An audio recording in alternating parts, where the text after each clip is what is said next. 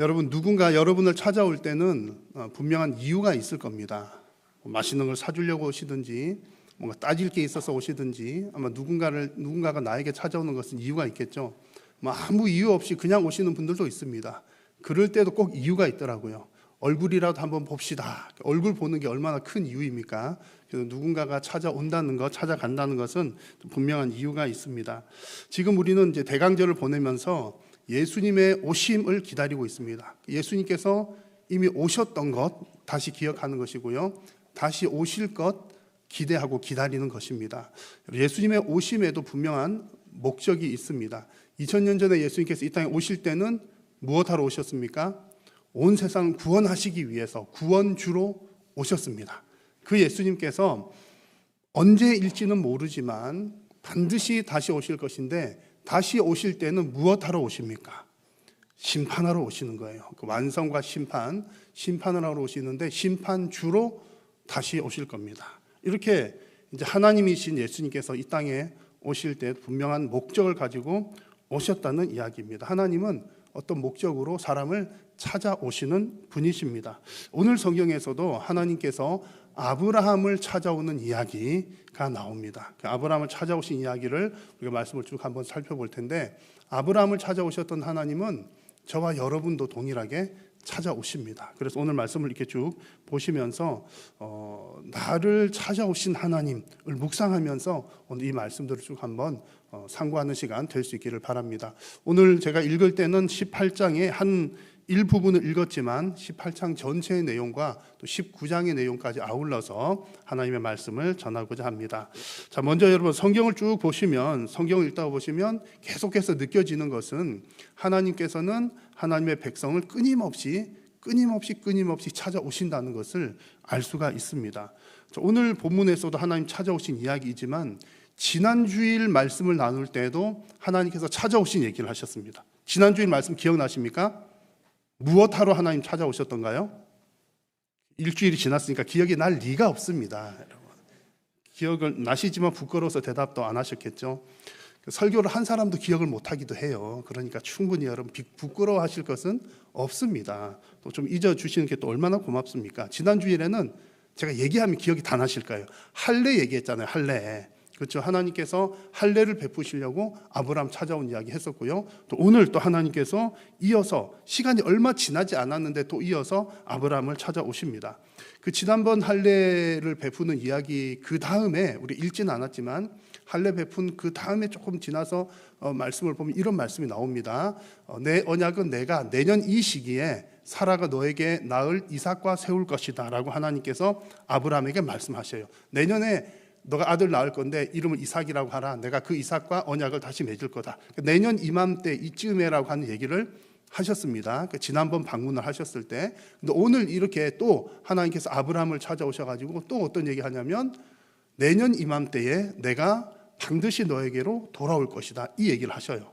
그러면 지난번 만났을 때도 내년 이맘때를 했고 지금 만났을 때도 내년 이맘때니까 지난번이랑 지금이랑 시간이 길게 벌어진 게 아니라는 것을 아실 수가 있겠죠. 그래서 하나님께서 할례 언약 베푸시러 오신 지 얼마 안 지나 아마 할례의 어떤 고통이 끝날 무렵쯤에 아마 그 상간에 하나님께서 다시 찾아오신 것으로 보입니다. 근데 이번에 오실 때는 또 좀 다른 모습으로 찾아오셔요. 이번에는 하나님께서 두 천사와 함께 아브라함을 찾아오십니다.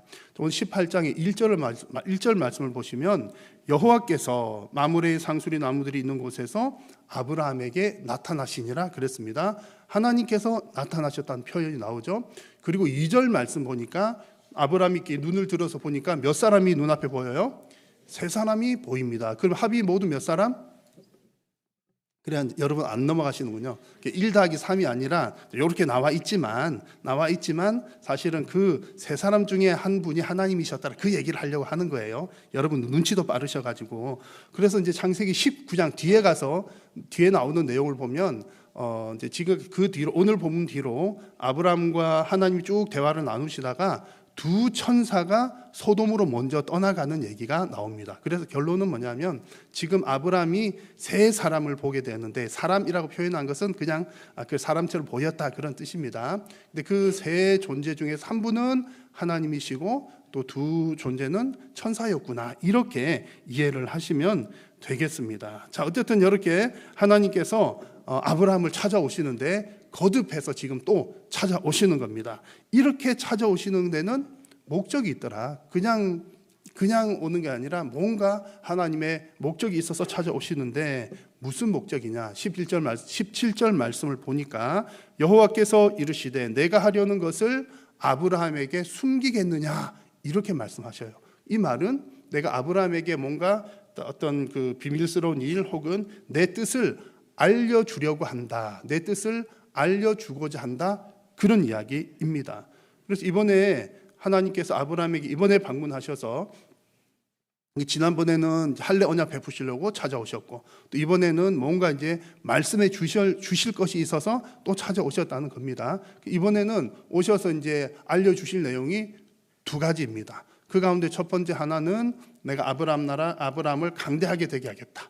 요렇게 하기 위해서 앞에서 또 다른 얘기도 미리 말씀하셨죠. 내년 이맘때쯤에 너가 아들 낳을 거다, 그 얘기도 하신 겁니다. 이 얘기가 이어지는 거죠. 너가 아들을 낳을 거고 너의 나라는 강대한 나라가 될 거야, 강대한 나라가 될 거다 얘기를 하시면서, 그리고 너의 나라를 통해서 천한 만민이 복을 받을 거다, 요 얘기가 한 세트로 이 얘기를 말씀을 해 주시는 거고요. 이 얘기 한 가지랑 또 20절 말씀 보니까 소돔 고모라 이야기가 나옵니다. 소돔과 고모라를 하나님께서 심판하시겠다, 그 얘기가 나옵니다. 하나님께서 이 두 가지 얘기를 하려고 지금 아브라함을 찾아오신 겁니다. 이 두 가지 내용들은 잠시 후에 살펴보도록 하겠습니다. 어쨌든 성경을 이렇게 보면 하나님께서는 계속해서 사람을 찾아오시는 분이시다. 하나님은 찾아오시는 분이라는 겁니다. 잘할 때도 찾아오시지만 못할 때도 찾아오십니다. 물론 때로는 침묵하실 때도 있습니다. 침묵하실 때도 있는데 크게 이렇게 보면, 성경을 보면 하나님은 계속해서 사람을 찾아오십니다. 때때로는요, 안 찾아오실 만한 상황인데도 찾아오셔요. 여러분들이 누군가를 방문하고 찾아갔는데 기쁘게 맞이해주고 이렇게 환대만 해주는 것 아니잖아요. 어떤 때는 관계가 틀어지거나 안 좋거나 상대방이 나에게 뭔가를 잘못할 때도 있습니다. 성경에서도 사람들이 그럴 때가 대단히 많은데, 사람들이 뭔가 잘못하고 하나님 앞에 죄 짓고 그런 때에도 하나님이 찾아가셔요. 어떻게 찾아가십니까? 선지자를 통해서 찾아가십니다. 선지자를 통해서 너희들의 죄악이 이렇다, 죄악상을 말씀해 주시기도 하고 회개를 촉구하기도 하십니다. 그것이 하나님께서 찾아오시는 방식이죠. 여튼 하나님께서는 이렇게 다양한 방법들로 계속해서 사람을 찾아오십니다. 여러분, 하나님께서 사람을 찾아오신다는 것 자체가 너무나 큰 은혜인 줄로 여러분 정말 믿으시기를 바랍니다. 하나님께서 사람 찾아오시는 것은 큰 은혜입니다. 아직까지 사람에게 관심이 있다는 뜻이고 하나님께서 사람과 교제하기를 원하시기 때문이죠. 근데 마지막 때가 되면 정말 이렇게 참다가 마지막 때가 되면 이럴 기회조차 없는 겁니다. 사람들 사이에서 관계에서도 그렇잖아요. 막 이렇게 싸우고 찢고 뽑고 하더라도 또 찾아가고 또 만나는 것은 아직까지 관계가 형성이 되어 있다는 뜻입니다. 근데 정말로 끝이면, 정말로 내가 저 사람과 이제 정말 이제 끝이야, 그러면 아예 두 번 다시 보지를 않는 거죠. 싸우든지 어떻게 하든지 하더라도 같이 보고 또 만나고 하는 것은 그나마 아직까지 관계가 되어 있다는 겁니다. 근데 정말로 관계가 끊어지면 만날 일이 없는 거죠. 그러므로 여러분, 하나님께서 여러분들을 향해서 끊임없이 찾아오시는데, 여러분들 찾아오실 때 그 하나님을 기쁘게 맞이하는 성도님들 되기를 간절히 소망합니다. 하나님께서 여러분들에게 어떻게 찾아오십니까? 언제 하나님 만나셨나요? 청년들이나 학생들 보면 수련회 갔다 와가지고 하는 얘기가 있잖아요. 이번 수련회 때 하나님을 만났어요. 그러면 어떻게 만났대? 물어보면 어물쩡 그러잖아요.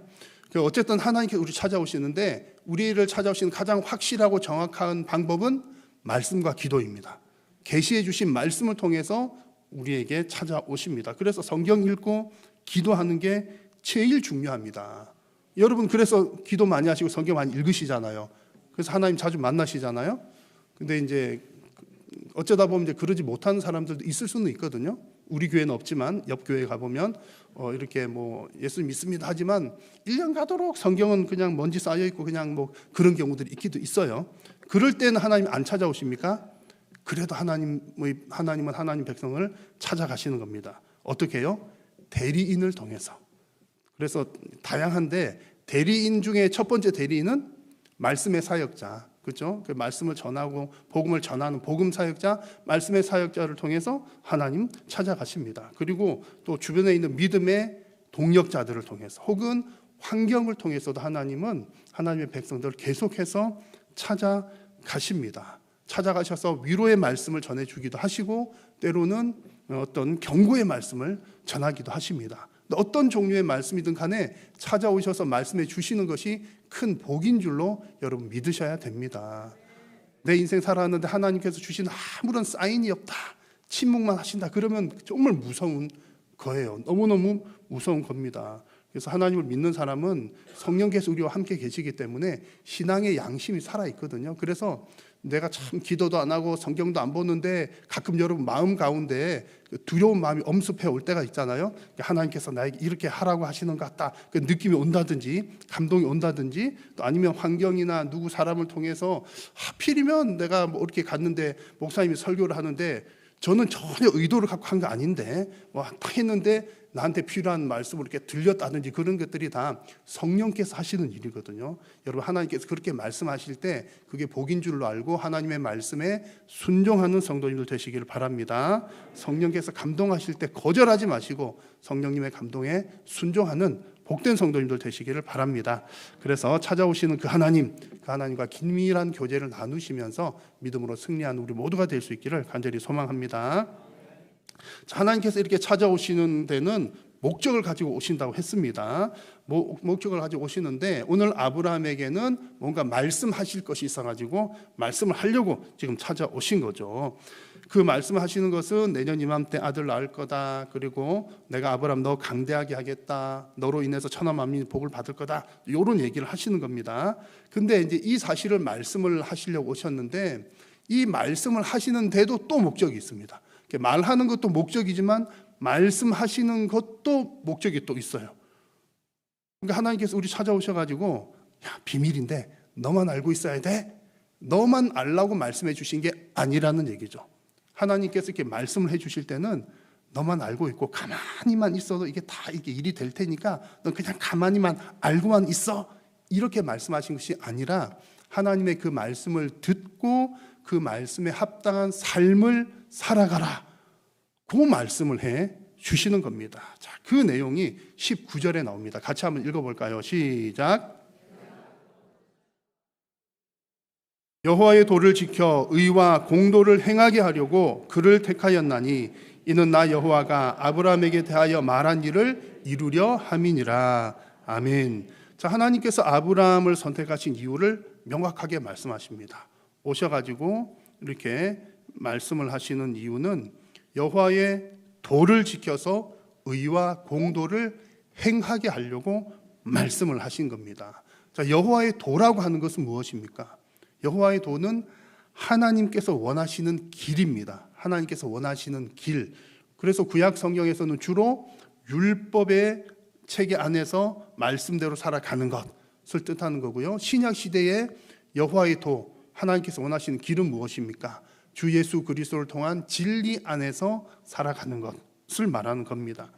의와 공도도 비슷한 개념입니다. 의와 공도를 행하라, 이 말은 하나님의 백성들이 반드시 지켜야 할 의무들이 있는데 그런 것들을 잘 지키라, 그런 얘기입니다. 그래서 하나님께서 아브라함에게 뭐 이런저런 몇 가지 얘기들을 말씀해 주신 것은 이렇게 여호와의 도를 지키고 의와 공도를 행하게 하려고 말씀을 해 주시는 겁니다. 근데 이제 그 다음 나오는 내용이 더 중요합니다.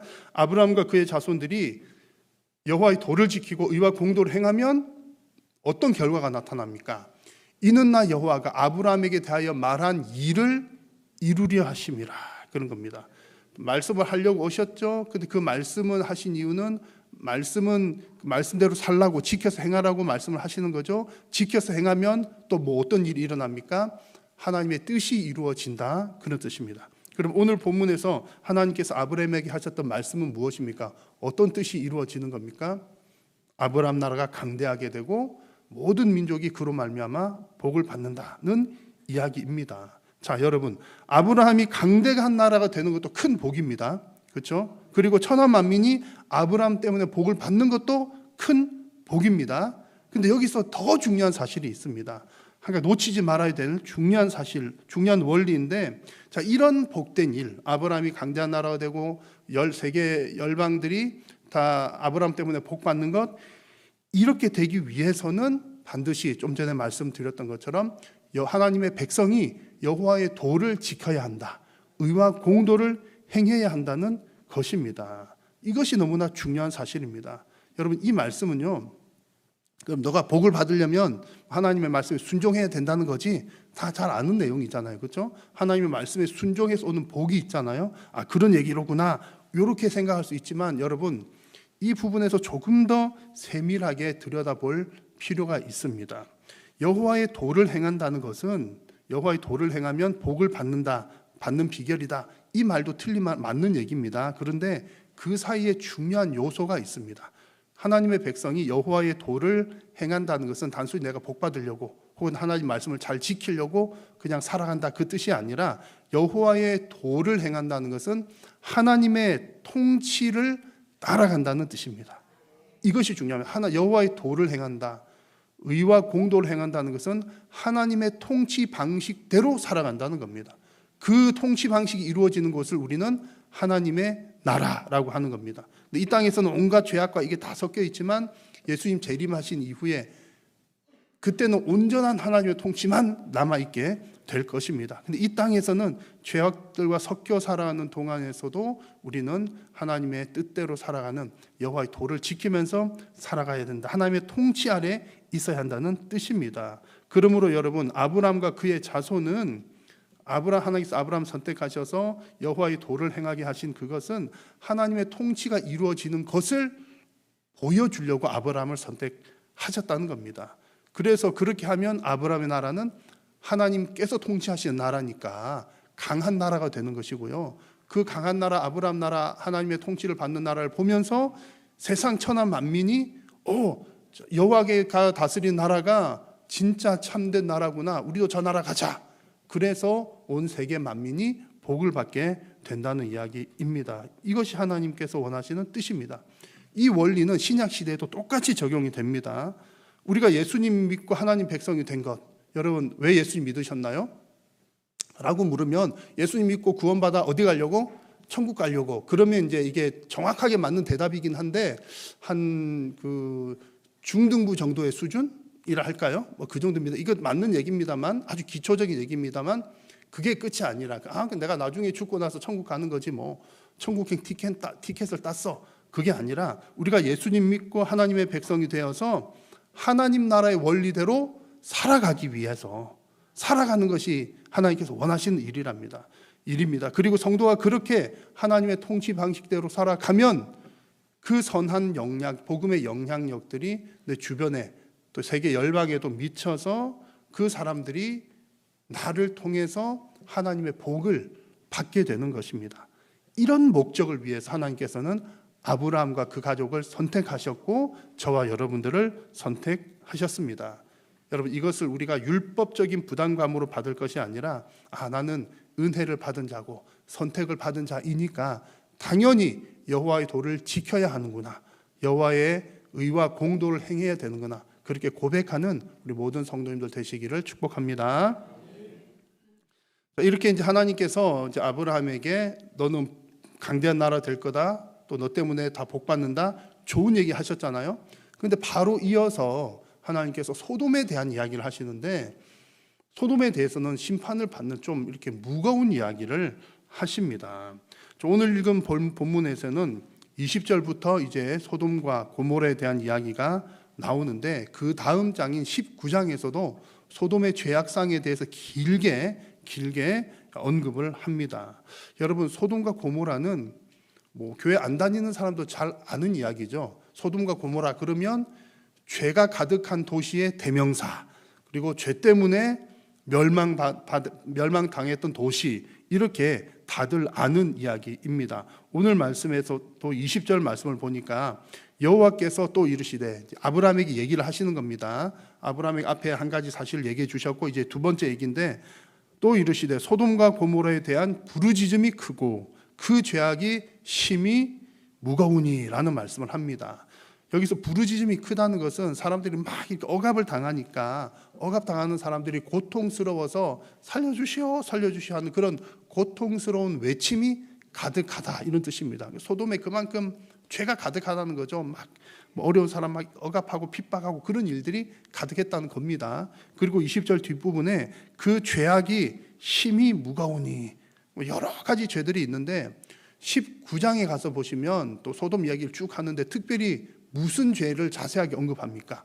성적인 죄악을 자세하게 언급을 합니다. 그리고 이제 하나님께서 철저하게 금하셨던 이렇게 동성 간의 어떤 성적인 그 부분들까지도 드러내시면서 소돔의 죄악들을 쭉 이야기를 합니다.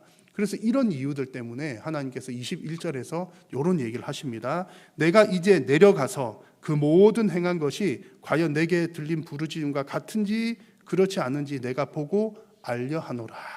아브라함에게 하신 얘기입니다. 근데 이 얘기는 이렇게 이제 그냥 문장만 보면 하나님이 무슨 얘기를 들으셨는데 긴가민가 그 소문이 맞나 안 맞나 그래서 가서 확인하려고 가시는구나, 이렇게 조금 이해가 될 수도 있습니다만 그런 의미는 아닙니다. 왜냐하면 가장 기본적으로 하나님은 어떤 분이시죠? 모든 것을 다 아시는 분, 전지하신 분입니다. 그러니까 하나님께서 소돔이 어떤 죄가 있는지를 몰라서 가시는 건 아니라는 얘기죠. 이미 알고서 내려오신 겁니다. 그래서 지금 21절의 이 말씀은 모르는 것을 한번 확인차 가는 것이 아니라 가서 그들의 죄악을 정확하게 드러내고 심판을 하시겠다, 그런 메시지입니다. 그래서 뒤에 나온 내용들을 보면 하나님께서 소돔을 심판하신다는 얘기가 벌써부터 나오고 있는 겁니다. 자, 그래서 어쨌든 이렇게 지금 소돔에 대한 얘기를 하셨는데 이 즈음에서 여러분 우리가 한 가지 생각을 잘 해봐야 되는 겁니다. 이 부분이 이제 오늘 말씀의 아주 핵심입니다. 자, 하나님은 왜 좀 전에는 아브라함에게 복 준다, 너 때문에 천하 만민이 복을 받을 거다, 복에 대한 좋은 얘기를 하시다가 갑자기 소돔 얘기를 하실까요? 여러분, 복 받는다는 얘기와 소돔 망한다는 얘기가 좀 안 어울리지 않습니까? 어울리지 않는 이야기인데 이 얘기를 왜 하실까요? 그래, 너가 순종하는 사람 넌 복을 받을 거야, 저 죄 짓는 사람들은 망할 거야, 이런 측면도 없지 않아 있습니다만 사실은 더 중요한 이유가 있습니다. 지금 하나님께서 이 복에 관한 이야기와 타락에 관한 또 심판을 받는 이 얘기가 안 어울리는 것처럼 보이지만 이 이야기는 하나로 연결이 되어 있는 겁니다. 어떻게 연결이 되어 있느냐 하면 타락한 소돔과 고모라의 이야기는 성도가 소돔 같은 세상 속에서 어떻게 살아야 할 것인지를 보여주는 말씀이기 때문입니다. 이게 이제 하나님께서는 소돔과 고모라를 말씀을 하시면서 성도가 그 속에서 어떻게 살아야 된다, 이 얘기를 해주시려는 의도가 있는데 그 의도를 잘 이해를 하려면 우리가 소돔에 대해서, 소돔 그러면 제일 먼저 떠오르는 생각이 뭡니까? 죄가 많다, 그 생각 떠오르잖아요. 그 생각하는 것도 당연하지만 그것 외에 다른 측면에서 생각해 볼 부분이 있다는 겁니다. 어떤 측면이냐면 소돔에는 죄가 많지만 또 없는 것도 있어요. 소돔에 없는 것, 무엇이 없습니까? 의인이 없습니다. 의인이 없는 것, 이 부분을 생각을 잘 해야 되는 겁니다. 왜냐하면 지금 이렇게 하나님께서 소돔 얘기, 죄가 많다는 얘기 하시고 난 다음에 의인이 없다는 얘기를 꽤 길게 얘기를 하시는 거거든요. 의미 없이 하는 게 아닌 거죠. 꽤 얘기를 길게 하십니다. 그래서 하나님께서 아브라함에게 자, 저 소돔 죄가 많으니까 내가 심판하겠다, 이렇게 하니까 아브라함은 참 훌륭한 믿음의 사람이잖아요. 하나님께 이렇게 얘기를 합니다. 아브라함이 가까이 나와 이르되 주께서 의인을 악인과 함께 멸하리 하시나이까, 이런 얘기를 해요. 하나님, 소돔을 심판하신다고요? 근데 만약에 그곳에 하나님 앞에 경건한 의인들이 있으면 어떻게 합니까? 그 사람들은 정말 경건하게 잘 살고 있는데 그 사람들까지 같이 죽으면 얼마나 억울하겠습니까? 이런 얘기를 아브라함이 하나님께 하는 거예요. 그러면서 이제 아브라함과 하나님과 아브라함 얘기가 쭉 이어집니다. 우리가 잘 아는 내용이죠. 하나님과 아브라함이 약간 아브라함이 딜을 한다고 할까요? 그렇게 얘기를 하는데 하나님께 이런 얘기해요. 하나님, 그 소돔에 의인 50명이 있으면 어떻게 하겠습니까? 그 50명 다 죽으면 어떻게 해요? 그러자 하나님께서 뭐라고 그러셔요? 그것을 의인 50명이 있으면 내가 그 의인들 살리기 위해서 내가 소돔, 고모라 심판하지 않겠다. 그 얘기를 하십니다.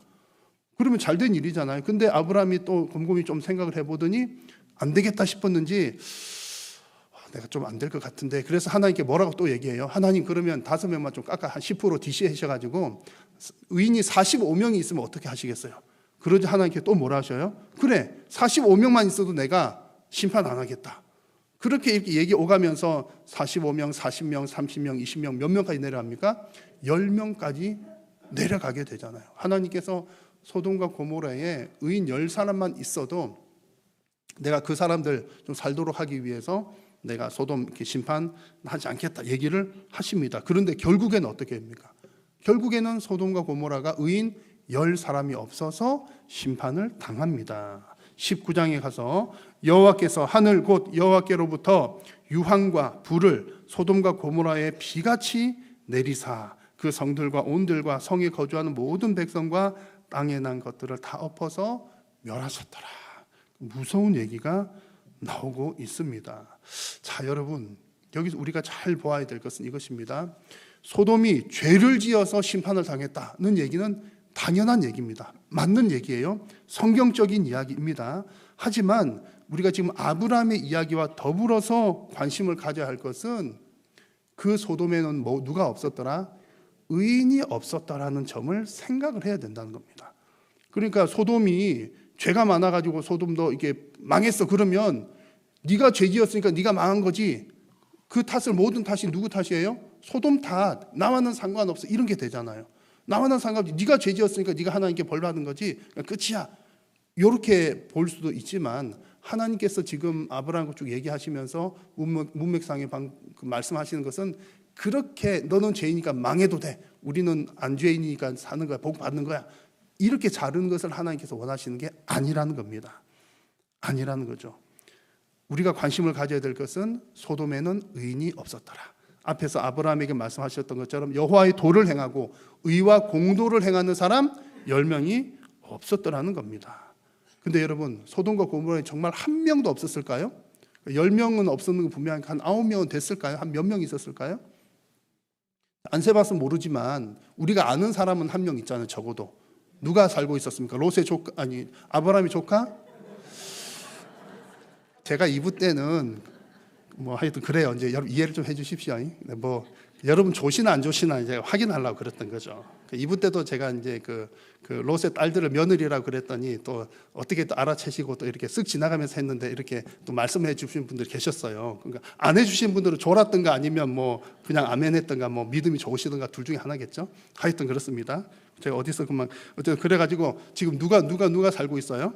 아브라함의 조카 롯이 살고 있었던 겁니다. 롯은 믿는 사람이에요, 안 믿는 사람이에요? 믿음이 되게 좋아요, 안 좋아요? 보통이에요? 좋아요? 별로 안 좋은 것 같은데 보니까 잘 알 수 없어요. 어떻게 보면 롯이 뭐 믿음이 좋으면 소돔 가서 살았겠어요? 전도하러 갔나? 그럼 전도를 좀 잘했어야죠. 그게 좀 이상해요. 근데 어쨌든 우리 잘 모르지만 베드로 후서에 보니까 이런 말씀은 나옵니다. 무법한 자들의 음란한 행실로 말미암아 고통당하는 의로운 롯이라는 표현이 나와요. 롯을 두고서 의롭다는 표현을 씁니다. 이게 뭐 너무 잘했다, 믿음 좋다 이런 표현인지 아니면 어쨌든 하나님을 믿는 사람이었다 이런 표현인지, 그리고 어쨌든 이 롯이 소돔 죄가 많은 곳에서 살면서 고생을 하면서 살긴 살았더라, 어쨌든 그런 얘기입니다. 근데 여기서 중요한 것은 우리가 뭐 롯을 탓하거나 롯이 그 살면서 아무것도 안 하고 뭐 했어, 롯은 잘못됐어 이런 얘기하는 것은 아닙니다만 분명히 아쉬운 점은 있는 거죠. 어떤 점이 아쉽습니까?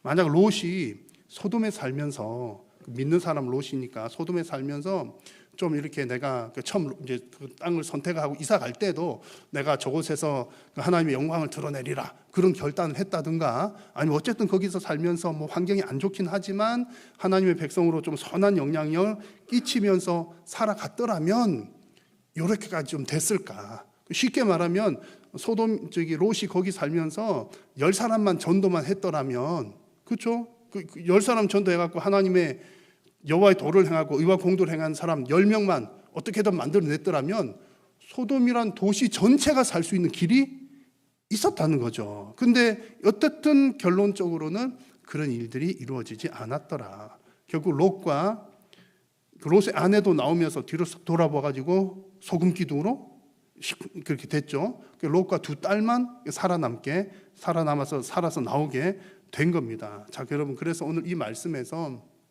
우리가 이 사실을 여러분 잘 기억하십시오. 하나님께서 아브라함을 선택하시고 또 여호와의 도를 행하게 하신 것은 어디서 행하기를 원하셨다는 것을 알 수 있습니까? 그 환경 좋은 곳, 믿는 사람들 가득한 곳, 우리 교인들이 다 있는 여기서 하나님의 말씀대로 살아가라. 이건 너무 당연한 얘기고요. 그것뿐만 아니라 의인이 없는 곳, 소돔과 같은 곳, 죄가 가득한 그 곳에서도 여호와의 도를 행하고 지키고 의와 공도를 행하면서 살기를 하나님께서는 원하신다라는 사실입니다. 여러분, 지금 하나님께서는 지금도 우리를 찾아오셔서 그런 요구를 하십니다. 물론 그렇다고 우리가 막 죄가 가득한 어디를 할까요? 범죄 집단 속으로 막 그냥 들어가서 살아라 그런 뜻은 아니지만 지금 우리가 이 땅에서는 믿는 사람, 안 믿는 사람 다 이렇게 섞여서 살아가지만 기본적으로 우리의 마음은 어떻습니까? 죄가 가득한 그곳에서 하나님의 말씀대로 살아야 된다. 그것을 하나님께서 저와 여러분들을 찾아오셔서 도전하고 계십니다. 오늘 이 말씀을 잘 기억하셔서 하나님과의 긴밀한 교제 가운데 이 세상 가운데서 여호와의 도를 행함으로 살아가는 저와 여러분 다 될 수 있기를 간절히 소망합니다. 기도하겠습니다. 살아계신 여호와 하나님, 오늘도 우리의 예배를 받으시고 말씀하여 주시니 감사합니다. 하나님께서 우리를 찾아오신 이유는 우리로 하여금 정말 하나님의 뜻대로 살아감으로 하나님의 뜻을 이루기 위함인 줄로 믿습니다. 우리가 소돔 같은 이 세상 가운데 여호와의 도를 지켜 행하며 의와 공도를 행하는 복된 하나님의 백성들 되게 하여 주옵소서. 예수님의 이름으로 기도드립니다. 아멘.